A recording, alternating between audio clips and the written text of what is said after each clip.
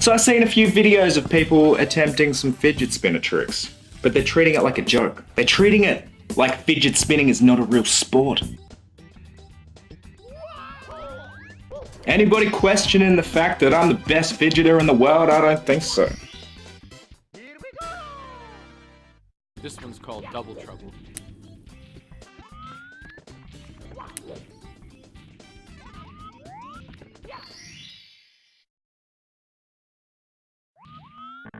This is the trick that really put me on the map.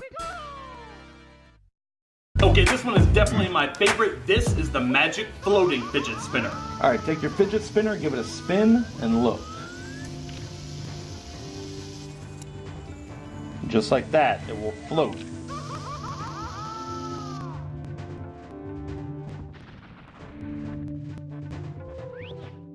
This next trick is called the bunny hop, and I'm gonna let this one speak for itself. Check it.